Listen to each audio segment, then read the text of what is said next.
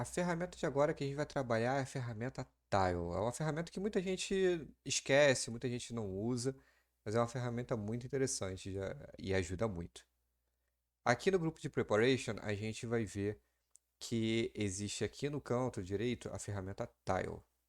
Vamos pegar essa ferramenta Tile e arrastar para dentro do nosso Canva e ligar na última ferramenta que foi a Transpose.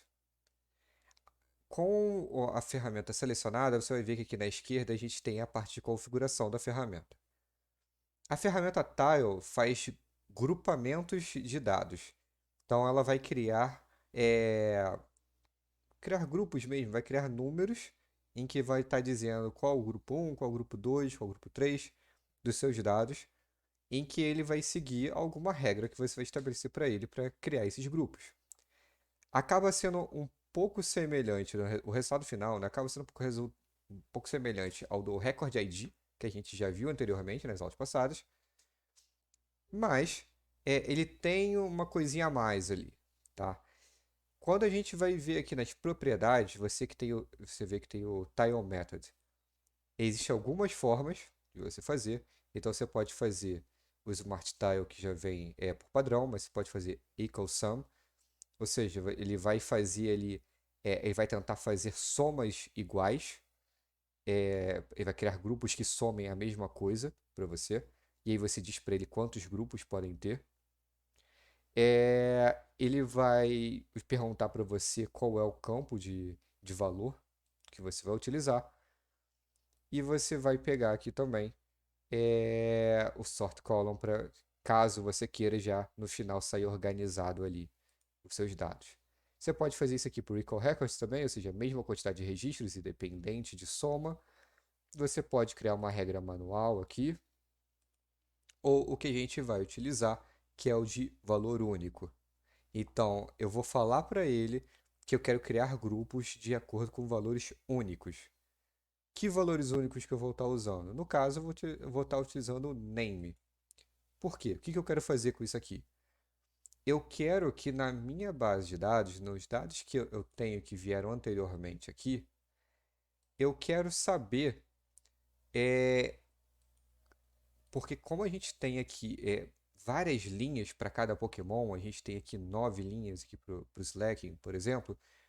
Eu quero saber que posição o Type 1, o Type 2, o Total ocupam dentro das minhas colunas de Slacking.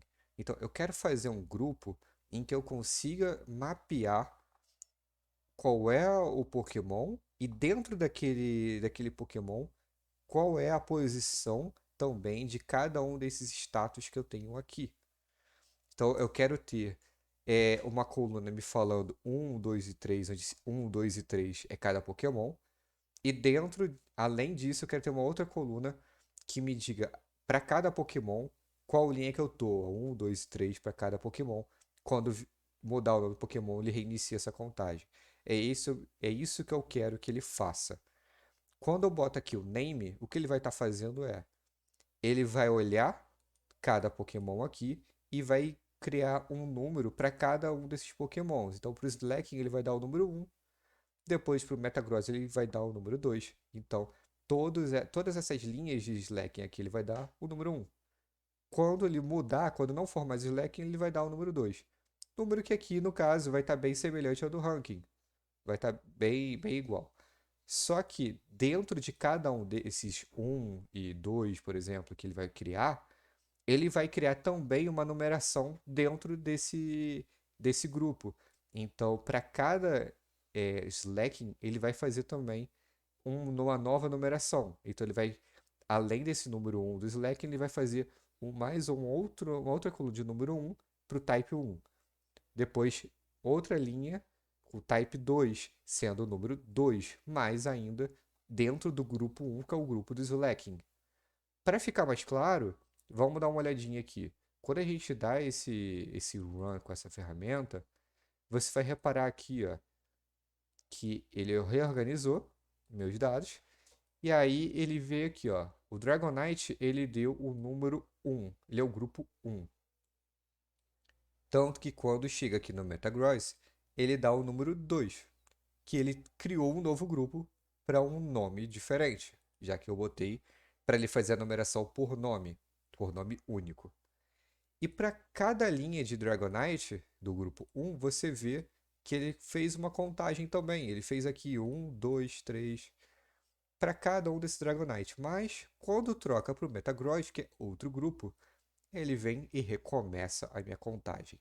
Assim eu consigo fazer um mapeamento dos meus dados e ter certeza das posições de cada um. Então, lá no final dos meus dados e tal, eu consigo ter certeza se está seguindo a ordem que eu precisava que seguisse.